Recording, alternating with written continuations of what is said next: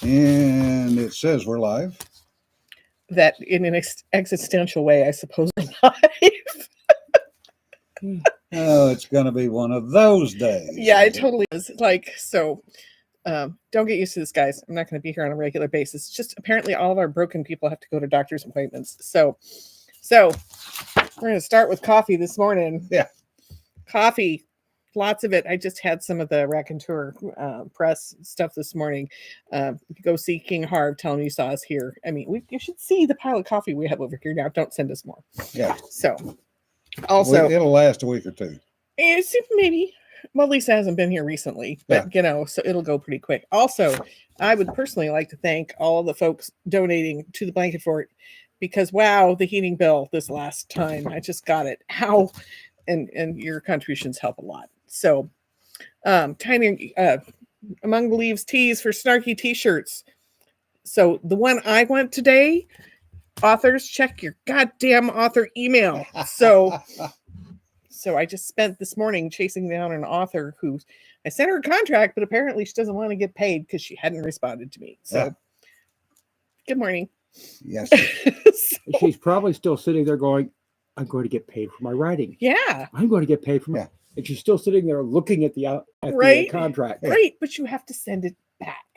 You have to actually respond. So I'm going to wear that at conventions now, a shirt that says, check your goddamn author email. So that kind of morning. So. Oh, hey, Greg. Hey, Tom. Hey, y'all. Hey, gang. Some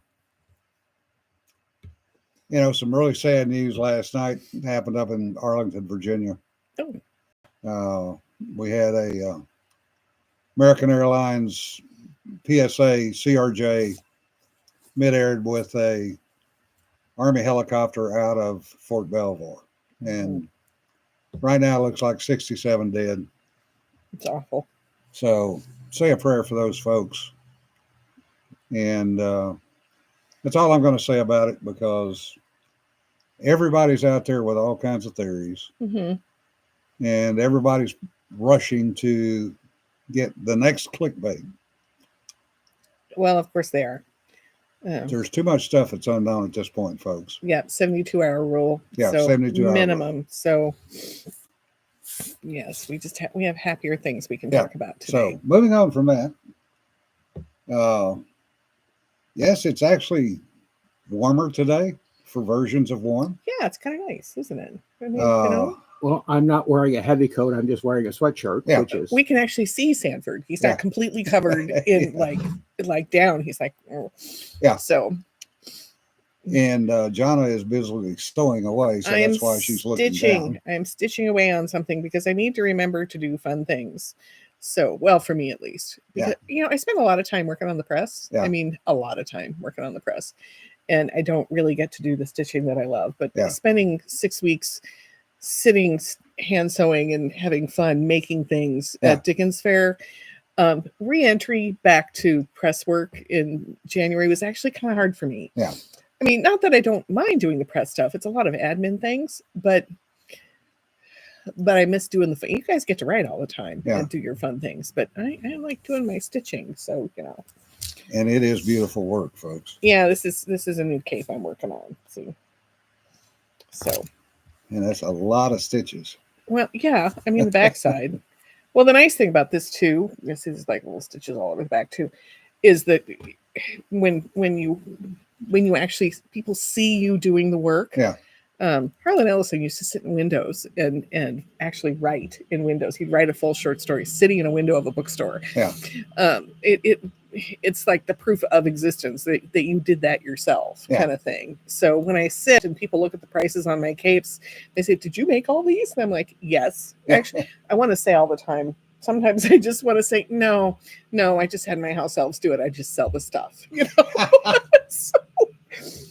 But also when they go to look at the prices of them, like, oh, it was like, yes, this is not Temu, gang. This is not Temu. So, well, it's a nice cape. Yeah. I just want to watch you fit it to the buffalo. Yeah. I have fitted things to horses. So there's very few things that I can't actually fit. So, or want to. Not going there. Yeah, I don't go there. So one of the ads I got, we won't talk about that today. Why not? It's an adult audience. Yeah, no, I'm not going there. So I got an email from Tom Rogamy early this morning going, do these people in Louisiana know how to drive? And I sent back, no. They learned how to drive on the farm on a tractor. yeah. Well, that was true in my part of Kentucky too. I don't know. I mean, does anyone know how to drive anywhere? Not that I have ever seen. I was gonna say. The worst drivers I have ever seen were in Italy. Rome. Napoli. Naples, yeah. Oh my Lord, I have never been so scared as I was then. So, and I don't scare easily. They only have three controls on an Italian car. Yeah. Accelerator, horn, and two headlights. controls. And okay, Italian grandma is the ultimate brake check. Yeah. So, because you don't hit the Italian grandmas, because that might be some guy in the mafia's mother. Yeah. So you stop. So if you want to cross a road in any of those cities, you cross with the Italian grandma. Yeah. Because then you'll be safe. So because she will walk dead out in front of traffic, not look either direction. Nothing. So just go. Because the rule in Italy is if you glance at the other driver, you gave them the right of way. You did.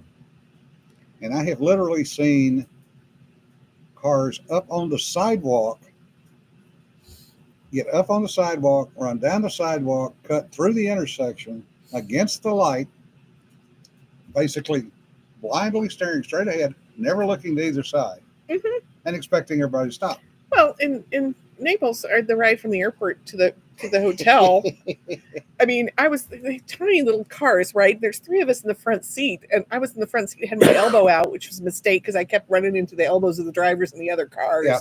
Every single car has scrape marks down the side and no rear view windows because they've all been peeled off. Yeah.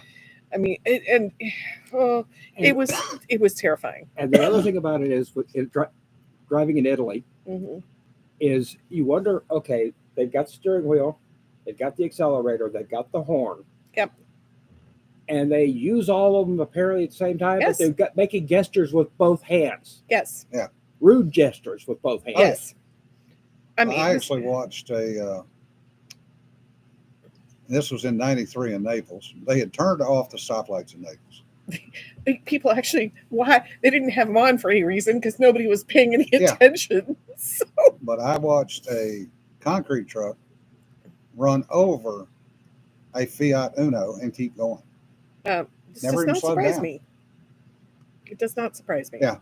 So, I have learned also that if you're on a sidewalk in Florence, that you need to really get up against the wall when a bus comes down because they're as wide as the street and the rearview mirrors will take you right off the narrow little sidewalk. Yeah. So it's like do not become bus kill is what they call it. So and a number of towns in Italy that are ancient. Literally, the streets are so narrow. The only thing that will go down those streets is a Fiat Uno. And that will only go down those streets if it pulls a mirror in. Well, and even then, it gets scrapes. Yeah. So, I mean... Because those streets are literally a chariot wide. Yep. And sometimes not even that. Yeah. So, Siena was an eye-opener that way. So. Yes. Well, you never got down to Sicily to Moda. Not yet. That's the next trip. Yeah, so, but I will tell you, I mean, there's some places that were like, I can't believe they're doing that. I can remember seeing a car with GI plates. Yeah. In an alley. Yeah. In Italy. When I say it was in the alley, it wasn't coming out. Yeah. He started to drive down it. He got the nose in. Yeah. And then he stopped. Yeah. Oops. So, yeah, there's some scrape marks in some of those places. Richard's a good point too. What? Portuguese turn their lights off at stop signs and stoplights at night. Wee. So you don't even know they're there. Ugh. No. Yeah, okay. The buildings do have car marks all over them. Yeah, they do. You can tell what color cars have been driving by them. That's for sure. Yes, you can. If it's under construction, some of the car paint on it is OD green, and the Army's paying for it. Yeah, it's an adventure. What can I say? And then there's the guy at BMW that puts on the turn signals. Well, he's obviously not feeling well and shouldn't own a BMW. So Well, because no, never he get used retired anyway. for years Right? ago, and I mean- they still haven't replaced him. that's just like bad motorist warning. That's Yeah. what that means. So Oh, that reminds me. The Mm. parking lot attendant in London. okay. You never heard that? Car park in London. What about it? No, the parking lot attendant. It was he Look. worked there for over 20 years, Oh, that guy. Yeah. Yes. Oh, now I remember. Right? Yeah. taking people's money to park. It wasn't a paid parking lot. He just made it a paid He parking made it a lot. paid parking lot. I mean, you have to admire his initiative. Yeah. And he obviously was doing a good job because nobody complained. Yeah. Right? They So estimate he made off with over $2 million. made off. Well, it was a fair exchange. Yeah. I mean, hello. Yeah. Yeah. Respect the hustle. Yeah. Respect the hustle, the entrepreneurial thing. I mean, I'm not going to argue about that. Yeah. Right? So Yeah. That was hilarious. it is kind of funny. It's like, wait, what? This Yeah. isn't a paid what? Yeah, so, but I mean, Yes. he did a good job and probably knew people's names and Probably kept the place clean. And kept it clean and the cars were safe. So who are we to argue? Right? Yeah, exactly. Right. So, I mean, mm, Well, let's face it. I'd rather pay him $10 a day. Or I don't know what the price was, yes. In Yeah. the car park. Yes. So, and come back and get in my car and drive it off. Yeah. mhm. Then do park on a side street somewhere and come back and the car's sitting on blocks. And Yeah. And parts. Yeah. Anyhow. I know, right? It's just like, Well, and another trip to Italy in 2013, 12, 13. I was down in Sicily again, why were you in Sicily? doing testing, Oh. and had lucked out, Mhm. and I got a Mercedes 1 Series for a rental car Oh, nice. that didn't have a dinged fender on it. It was brand new. Wow. Did it- Okay. was it still that shape when you turned it in? The next morning, I drove to the base, got on base, got a parking pass for it, parked it in the parking lot at the barracks. It got hit in the parking lot that night by somebody. Of course it did. Then I had to file an accident report. Right. If you've ever tried to file an accident report in Italy, it's interesting No. because you have to file it with a carabinieri. Mm-hmm. You None of can't them come speak- on base. No, they can't come on base. So, And they don't speak English. oh yeah, they do. Not when you go up there and you don't speak any Italian at all. Yeah. Mhm. Ian is doing much better. He's recovering. He just had something else he had to do. Yeah, he just had that nasty. I think he had the flu. Honestly, I think he caught the flu because he was looking pretty rough. Yeah. He came in the shop and it was like, you stay at the other end and you like wash down everything you touch. So I mean, and well, Lisa started it off. She's the one who was sick first, Yeah. and then we all just went downhill from there. So Ian was at my house last night. Yeah. and he seemed to be fine. Rita seemed to be fine. Lisa Yes. seemed to be fine. good. I didn't spend any time with them because, well, A, they were talking rack press, and that's none Yeah. of my business. And They were B, doing work. I know Ian had been sick, and that's none of my business. Yeah. Yeah. Stay over there, right? So not interested in being sick. Not or do you have a good time? So Now, Raptor, they never, Scottish Yard never arrested him because nobody ever filed a complaint. no, I mean Yeah. nobody had any complaints. Yeah.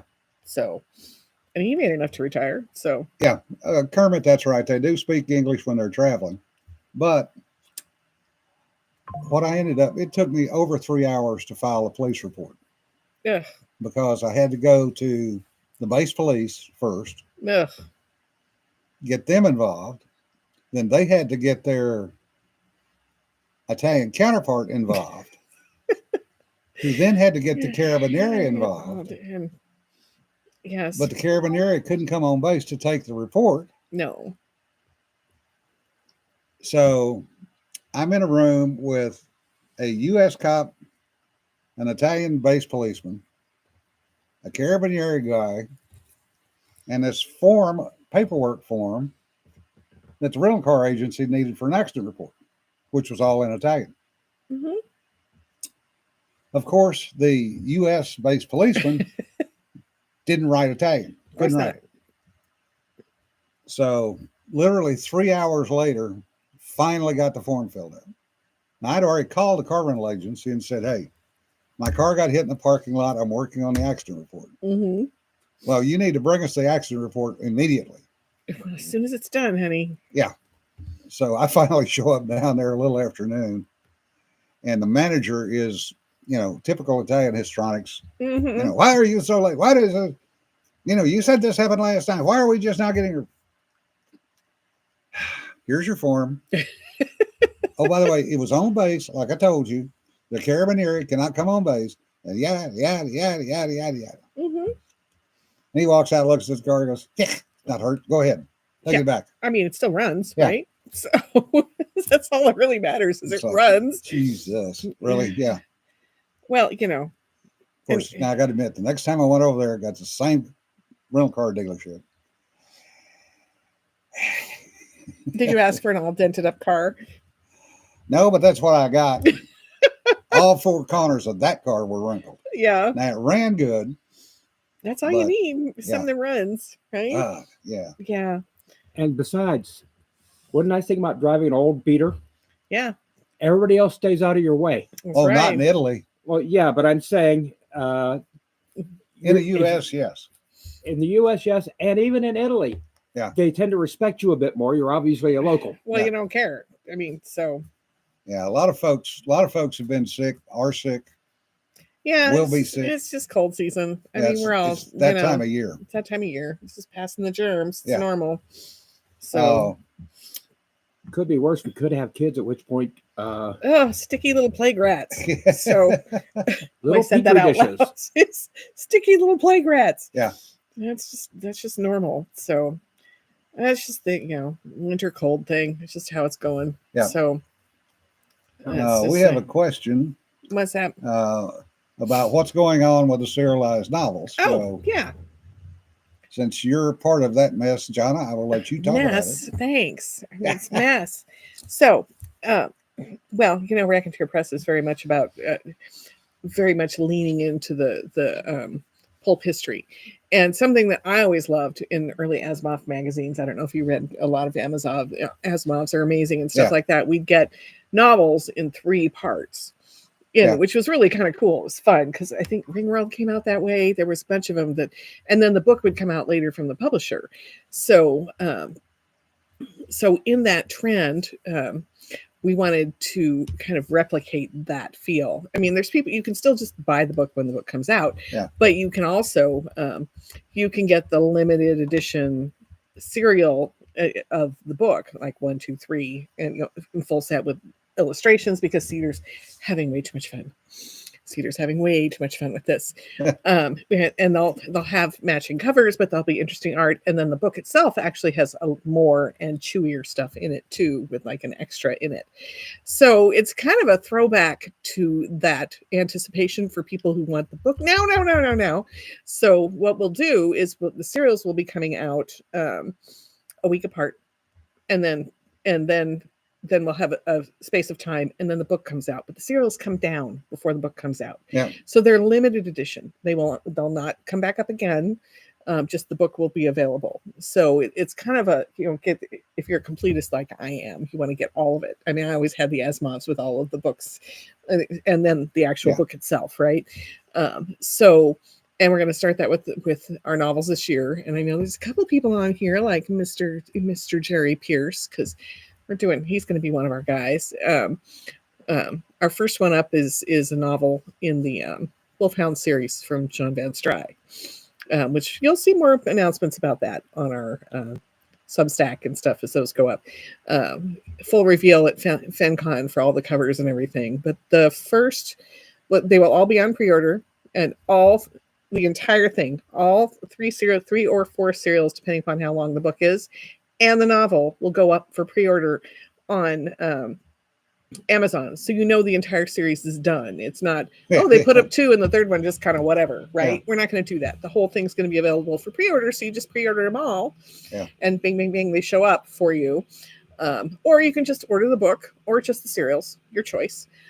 So that's how that's going to work. Yeah. So And we have 6 novels scheduled for this year, and probably more at this rate, because people keep giving us one and saying, "Oh, I have 2, 3, 4, 5, and 6 done." So, Yeah. so that's how that's going to work.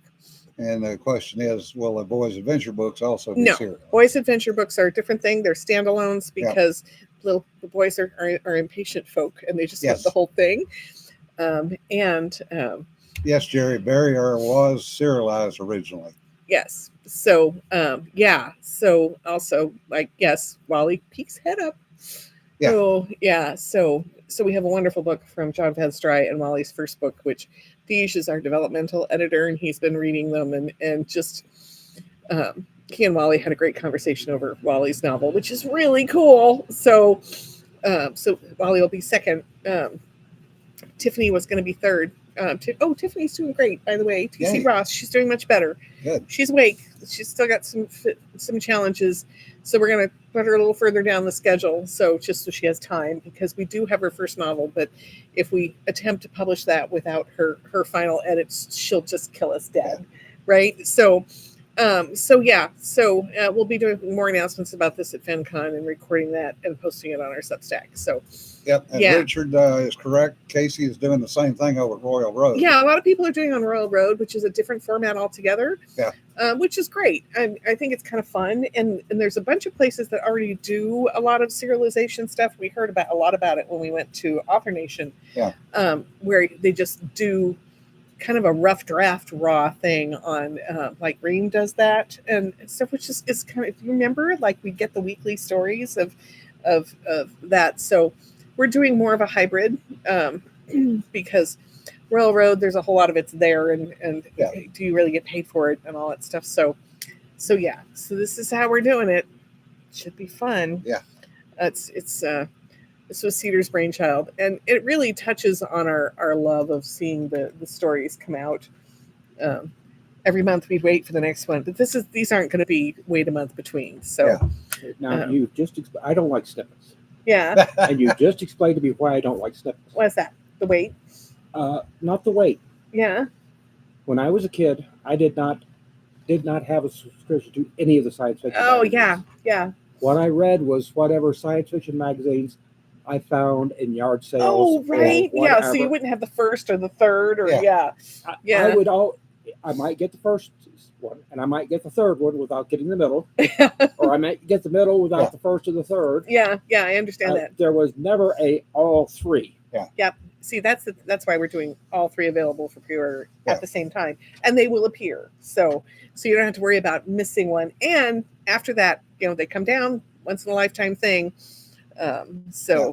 And Cedar's, like I said, having way too much fun with this, quite honestly. Speaking of availability. Yes, there's other things too. Cedar. Speaking of Cedar, I put up a blog post this morning for book links.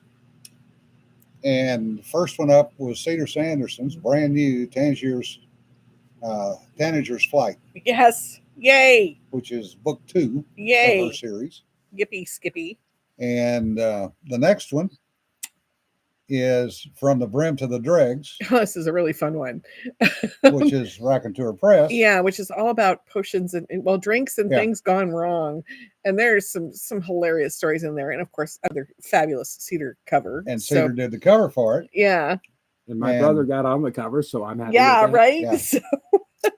And Sean had reminded me that California is talking about seceding. And he said, you ought to put your Cal Exit anthology back up. Yeah. So I did. And lo and behold, Cedar has a story in that. Strangely enough. She seems to be all over the place, All 3 of the book promos today were touched by Cedar. Yep.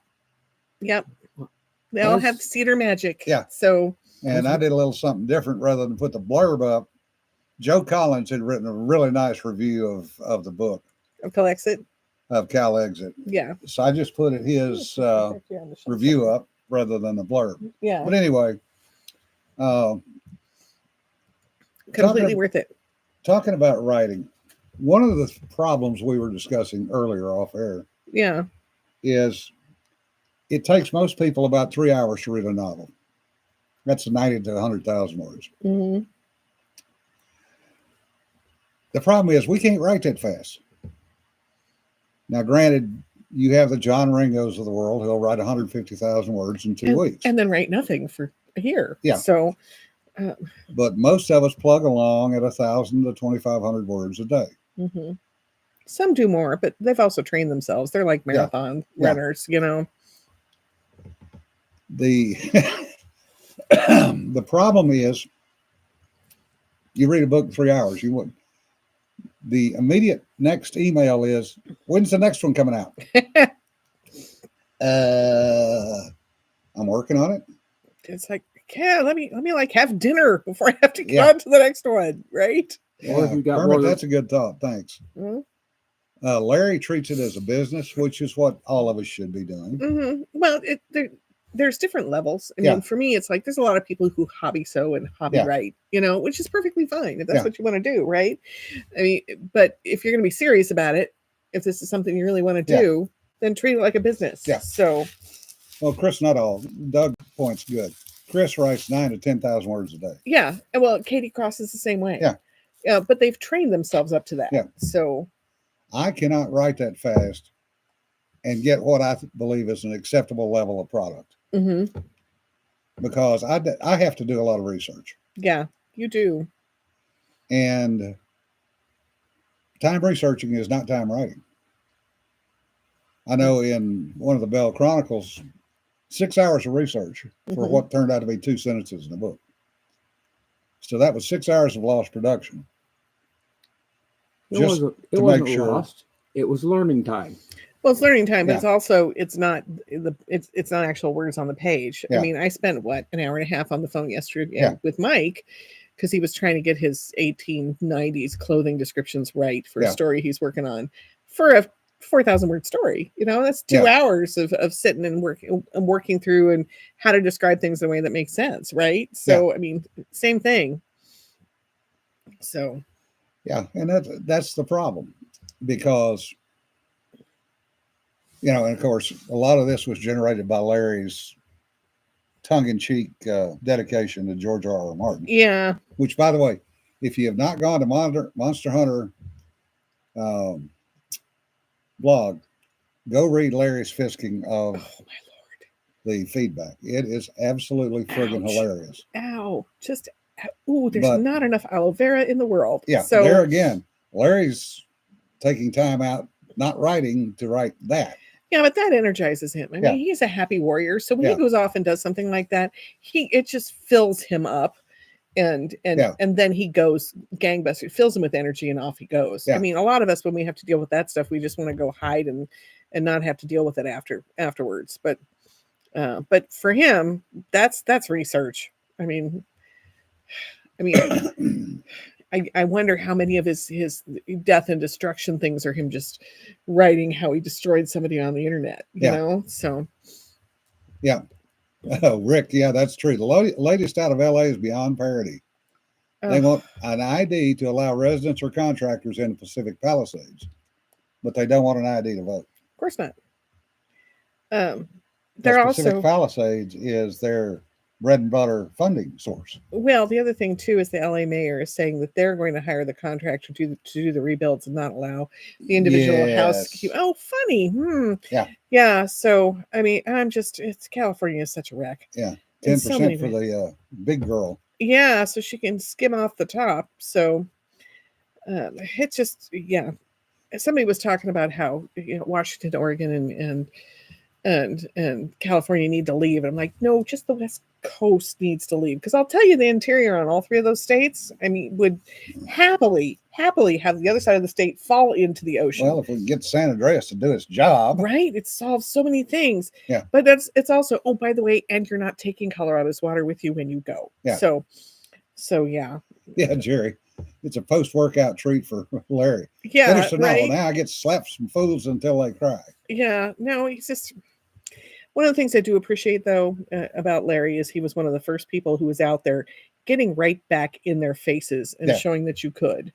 I mean, so, and he is he's such a teddy bear. I mean, really, there was a discussion about how is he in real life and it's like, he really is just a big big fluffy teddy bear Until you piss him off. Until you piss him off. Yeah. And honestly, that's pretty much how it should be anyway. Yeah. So now I will say on the California falling off into the ocean, and you said Colorado gets to keep its water. yeah. But I think we should when it falls off in the ocean, we should send all the Californians back from Colorado and Texas back to California. Yeah, the ones who aren't refugees. Yeah. Yeah. Because I'll tell you, a lot of them are refugees that they left because they had no other choice. Well, so I would speak to that. So, but I'm saying you also have the ones in Colorado that are trying to make it into Little California. Yeah. Mm-hmm. No, they're like locusts. They do that wherever they go. And for people who claim to not think Yeah, look at what colonizers are happened to bad, Austin. I was going to say, they're like, colonizers are terrible. It's like, well, stop behaving like that when you Yeah. leave California and go somewhere else, because they are from the land of lived through Yeah. Oregon being destroyed by California moving north. Yeah. So, yeah, no, I could rant about that for a while. I don't want to. I'm going to talk about fun stuff. Yeah, Kermit. Speaking of hissy fits, the screaming over the grant cuts and reassignment opportunities to the border. It is glorious. I wake up every morning cheerful, reading the news every morning. Well, it differs. If y'all had been smart, you would have done what Arizona did with Rancho Seco and not put it on the grid for sale. So Rancho Seco makes Arizona millions of dollars every year selling power to California. Yeah, they do. Because they sell it at the retail rate, not the discounted rate. So Oregon did this incredibly stupid thing. Oregon, the Sierra Club managed to get a coal-fired plant in eastern Oregon completely shut down. Yeah.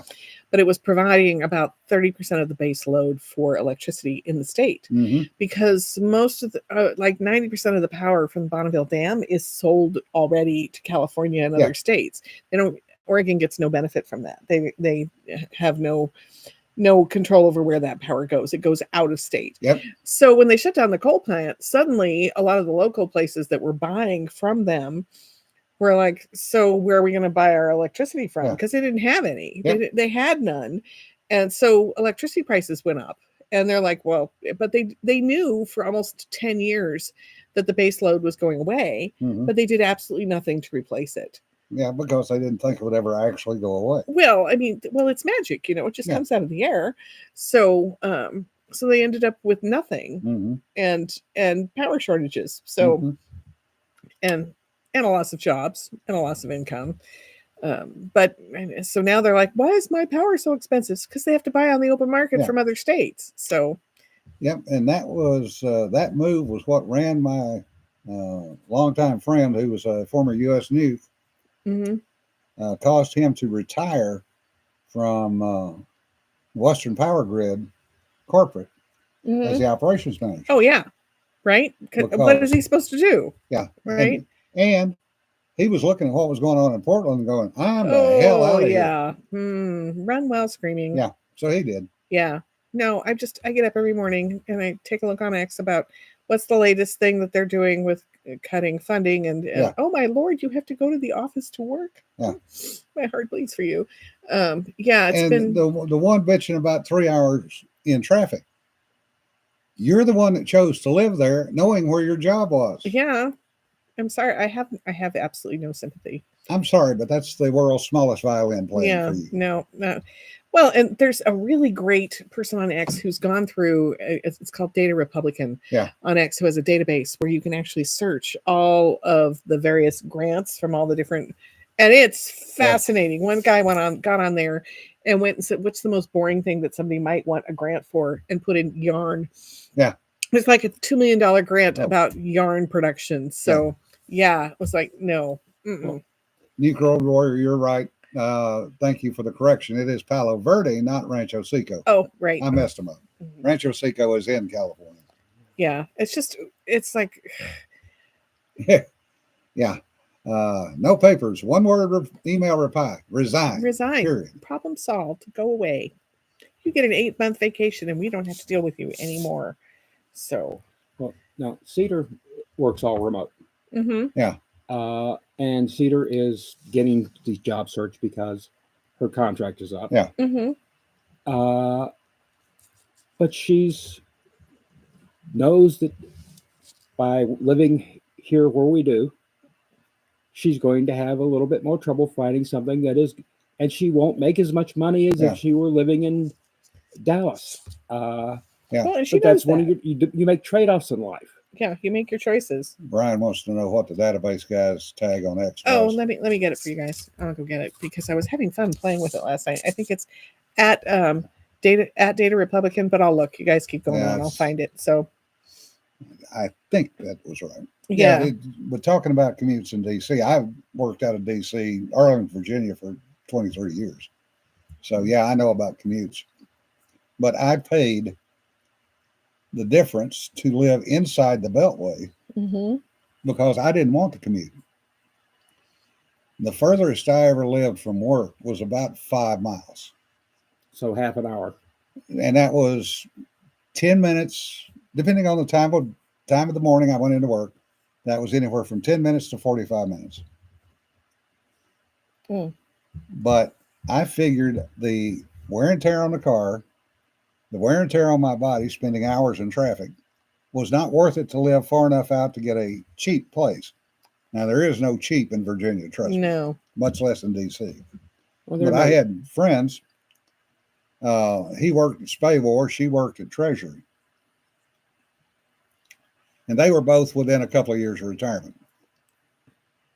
So they loved horses. They got a deal on a ranch outside of Richmond, Virginia.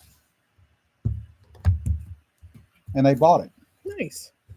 Sold their place in Virginia, in Northern Virginia, and moved down to Richmond. Still worked at Spavor in Arlington, and she worked at Treasury. They would get up at 4 o'clock in the morning to be on the road by 4:30 to get to work by 8 because they both worked the court morning shift. That was when we used to have the split shifts. She would get off at 4. He got off at 4:15. So she drove the car. She would swing by Alexandria, pick him up, and they had a 2-hour commute back home. They did that for 2 years. Went through 2 vehicles. Wow. But they were perfectly happy with it because that was what they were going to retire to. And they both did. And as he jokingly told me a few years ago, he said, "Yep, now all I do is drive the horse trailer." Because his wife raised somebody's here. That's Lisa. Yeah. No, they're back. They're back. So, yeah. So, guys, the site is at Data Republican. Look at this man in a tie. So, it's at Data Republican on X. If you go there, there's a link. He's got pinned to the top. So I can also add it to the comments once we're done. Chat. Yeah, well, I tried to put it in the chat, won't let me. So yes, that is a train going by, Richard. You know that. We are a block from the train tracks. Which is true any place in town. We're on the north side of the train track, so we're on the better side of town. Either that or Sanford is pulling a train. Okay. And here we go. I was being innocent this time. You know I was being innocent this time. She's the one with the dirty mind. Yeah. Yep, Andy. Richmond to Baltimore, yeah, people are doing that. And yes, people lived all the way out in West Virginia and took a train in every day. That works good until a train can't run, which tends to happen. Data Republican is actually a woman. Yeah. Okay. Interesting. I don't care. Yeah. It's like the information is good. I did put it in there, but you've got top chat on there, so I don't know if it's appeared. But if you hit all live, I think I just managed to get it in the live chat. So okay. It starts with Joe is done. Yeah. So if you at the top you have top chat. If you change that to all, you might be able to see it. No, it's not showing. You can't see it, but I put it up there. So. Yeah. But I went and played with that for a while and started looking up different kinds of. It's amazing how much money is just being spent on all kinds of. What the hell is that? So, I remember. They're also Doge is also saying find interesting links and send them to us from that. I know a lot of people got mad at William Proxmire for his Golden Fleece Awards. Oh, yeah. Oh yeah, they were necessary. I can remember one thing where Well, especially since he would never give himself the golden fleece for his fucking butter. Yeah. But the one I remember is there was a $2 million grant, and this has been 30 years ago, to study whether it helps to grunt when you're trying to pick up a heavy weight. Yeah. Oh, yeah. Oh yeah, and there's stuff like that right now, all over. Oh, yeah. All over it. So. Proxmire may have killed some really good programs, but he was also killing a lot of. Why is anybody even researching this? Yeah. Yeah. And it needs reassessment, honestly. And I'm like, I'm okay with that. So, and also, if you're not the right political flavor, do you get the grant? Yeah. So, which removal of the DEI stuff just. Yeah, I agree. A lot of folks at Meade would live in Pennsylvania and commute due to the lower taxes. Mm-hmm. That's very true. Yeah. Because taxes. Yeah. A friend of mine bounced from San Antonio to Fort Meade and back and forth. I'm out of here. Nope. Oh, no. Get them up to People need to see you in this thing. my publisher garb. Yeah. Yes. The things I do for this company. Oh, shut up and sit down. My eyes, they hurt. Your gonna eyes say. can get over it. Yeah. This It is- even matches. it should. Yeah. I have people. We already talked about cereals and the books and stuff, so we're ahead on that. Yeah, it differs 6.7 million to study the suicide rate of non-powder firearms in suburbs of cities under 9 million. So should we talk about where you were on this day? That's up to you. Yeah, nice waistcoat. No. I go look like a publisher. We're not doing this again. Something heavily brocaded. Y'all are, You can tell he doesn't wear a tie often. nope. You Yeah. look respectable. I'm confused. I had to. Some things you just have to look respectable for. Some things you have to look like a publisher for. And publishers, Are not respectable. well, they need occasionally they need to look up. Allegedly, you need to look respectable every now and then. With an embroidered codpiece. In scarlet.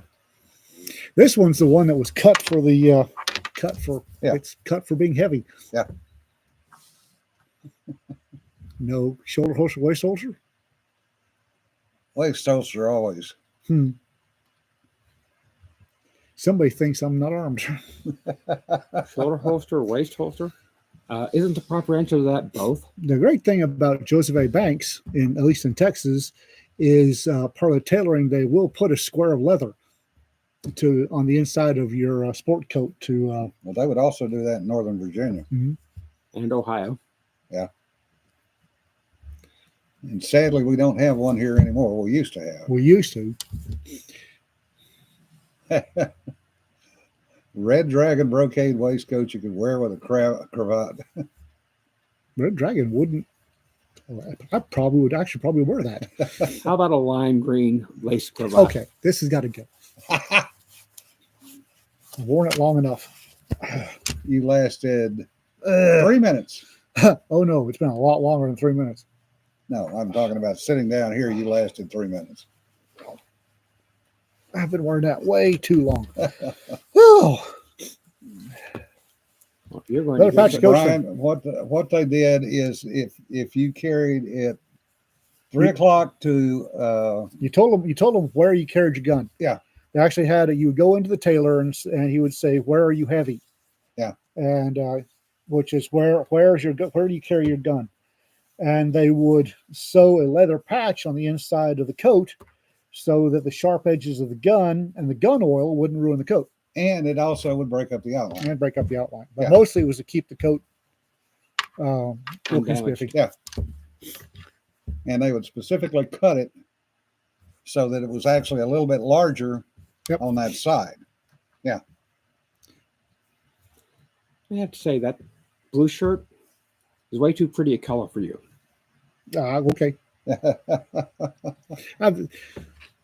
I have been fighting the urge all day long to go to start interrogating people. So Ian got here at 30. No, we are not going long. There was a time when I looked professional a lot. As an oh, by the way, Uh-oh. Ian also has a story in Cal Exit. Oh, I do. Yeah. Are we redoing Cal Exit this month? Because Sean mentioned that California seceding. California is trying to succeed Again. and we should bring Cal Exit back up. So I did. But in the book promo post, Cedar touched all three of the books that are in there today. Her book, Tangier's Flight. Yep. She did the cover for From the Brim to the Dregs. And she had a story in Cal Exit. Rather good story. Cedar story in Cal Exit? Jefferson. But damn. Jefferson, yeah, that was her story. I did a turbo murder story. I was in a turbo murder mood for about 2 years, and every story I wrote had turbo murder in it. So, red, white, and blue. Yeah, decent little sports coat. Yeah. Tie had to go away. Couldn't find my bolo tie. I was gonna wear I've got a bolo tie that Rita got me. It's got a round tiger eye cabochon, and that's what I wanted to wear with this, but I couldn't find it. Yeah, Bill. If California seceded, it would drive Congress far to the right. I don't know about far. You still got Oregon and Washington. Yeah, but that would be 54 Democrats that would go away. Point. I'd like to see California divide along the Sierra Nevadas. Everything west of the Sierra Nevadas sink. Yeah. Well, that was pretty much what Cedar did with her story. That was Jefferson. I actually had to find, in my retirement, I got rid of most of my dress pants. And if I had to dress up for anything, it was going to be, I've got this dark gray and I've got a dark brown. I've got two sports coats. The dark brown one looks a lot like this, just in dark brown. And 13 NWZ Wranglers and bolo ties. I couldn't find my bolo tie, and my Wranglers were all in the wash. Oops. Yeah, so I had to dig up. I found one set of dress pants. Yeah.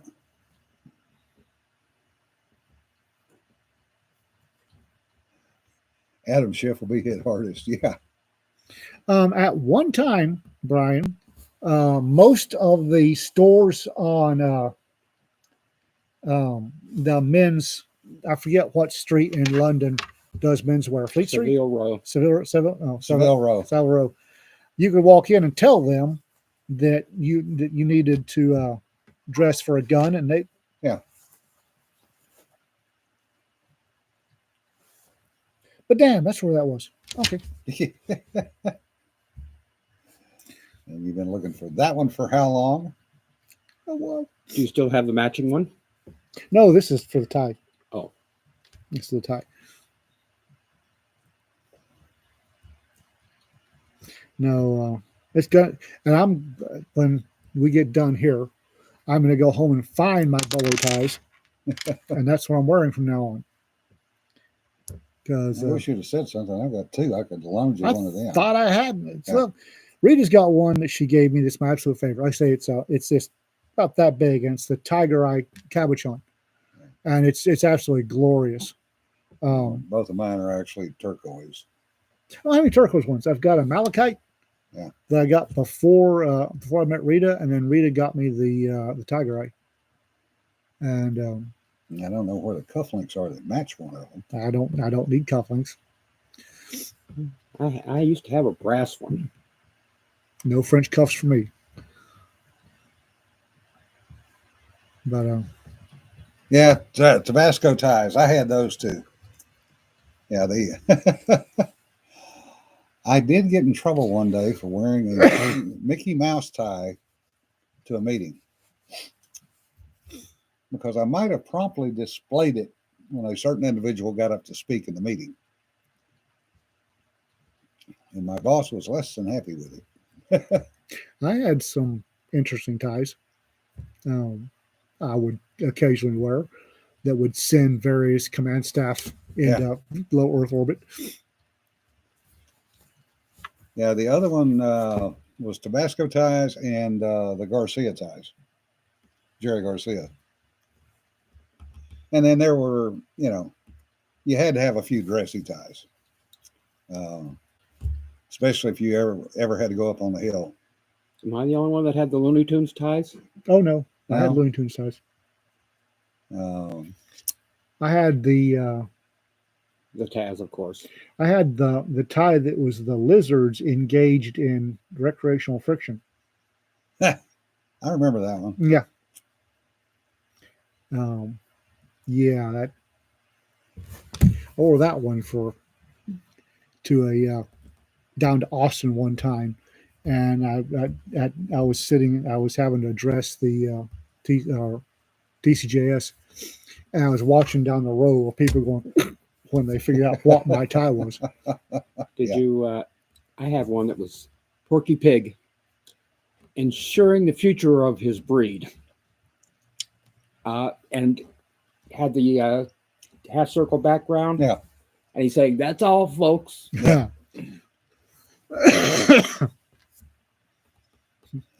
Recreational fiction. Yes, Wally, that is a term.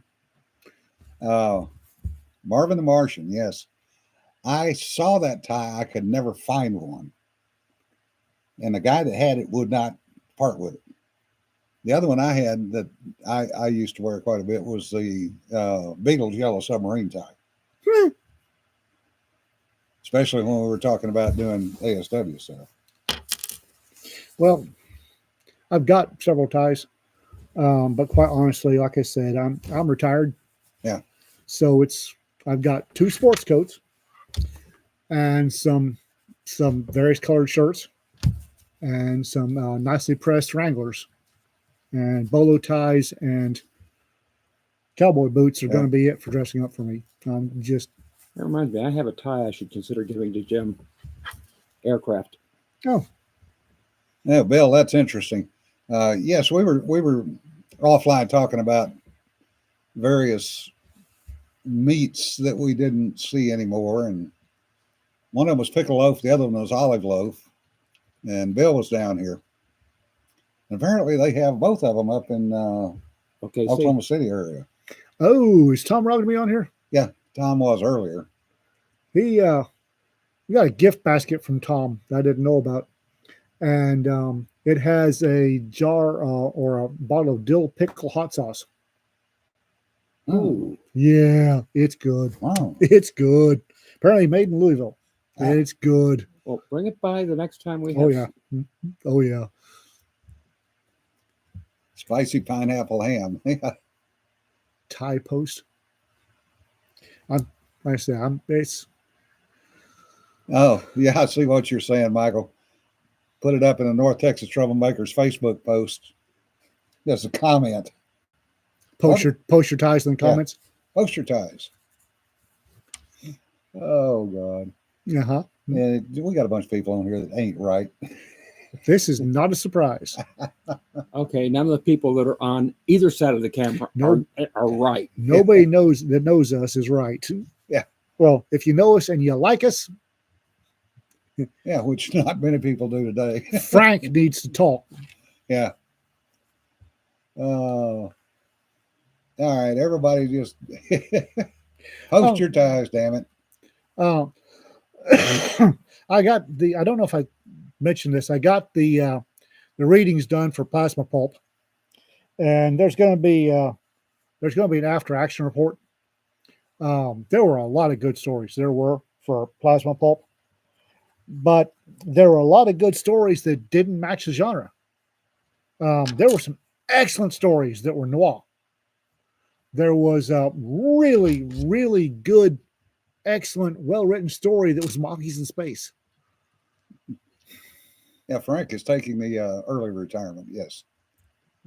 He'll die at that desk Of alcohol poisoning. of alcohol poisoning. But although Frank, quite to be honest, Frank might be on indefinite leave. Yeah. While trying to explain to the OMB of what he actually does. Yeah. Because he's gonna write the first draft, and then nobody will believe it. Yeah. No, we're not good people, Sir Brass. We're assholes. Speak for yourself. Okay. You're speaking for me too, but yeah, I was going to say I'm speaking for three of us sitting up here. Cash Patel, I might send him to Alaska. Well, he'll already have the antifreeze in him. Yeah, he's not going to freeze to death. Yeah. Isn't that where is it they have the pickled toe in a bottle of whiskey someplace that there's someplace some bar that has a toe in it that is pickled in alcohol that supposedly it's so many $100 to take a shot. No, I missed that one. No, it reminds me of a post from 2019 or 2020 about a sarcophagus they'd uncovered in Egypt that was leaking red fluid, and there were people asking how much to take a sip. Yeah. No. No, just no. It's like the bog butter article that Rita found. Yeah. Bog butter is butter. It's in an English bog, and it's. Okay, you have to clarify what kind of bog, because this produces a more ready vision, like something from Train Spotting, where in the English call the bathroom the bog. The swamp type bog. Peat bog. Yeah, peat bog. Apparently, they would put the butter in a wooden container and put it in the peat bog to cool, and sometimes apparently would forget. Actually, they put the whole block in because it would stay cool and inert because it's anaerobic.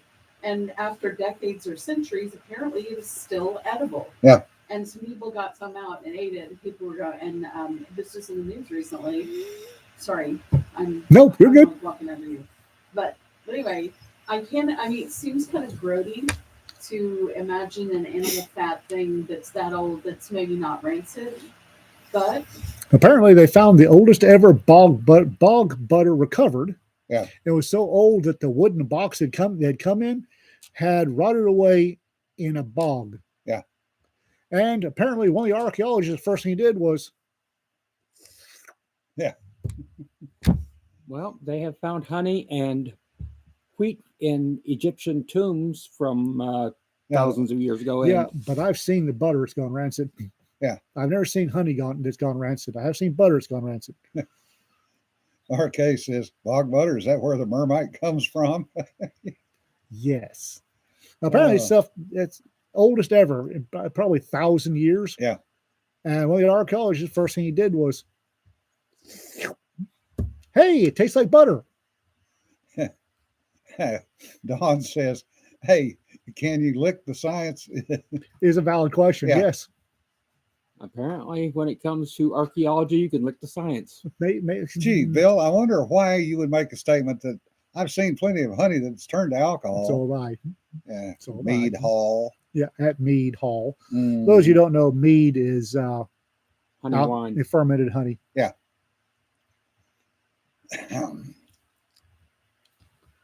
Well, folks, we're going to call it. We've wasted about another hour of your time. I've got to go take this sport coat off. He's getting twitchy. And out of sight, he's playing with a tie tack. So rather than him disassembling anything else around here. I've already taken it apart 3 times. Yeah. Y'all never saw. Yeah. Yeah. Jacques Cousteau found a bottle of wine that went back to Roman times, probably. Roman times, I think, still in the amphora, and they actually cracked it and drank it. And it was still apparently good. Because he was French. Yeah. Wine. Frenchman. Oh, Todd makes a good point. Last 2 days for FinCon pre-reg. If you're planning on going, get your stuff in now. Don't know if I'm registered. And remember, folks, don't pet sweaty stuff. Don't sweat the fetty stuff. And we'll see you next week. Promises. Thursday, right? Tuesday. This is Thursday. My bad. Have a good weekend, folks. A busy day. Be safe. Bye-bye. Bye.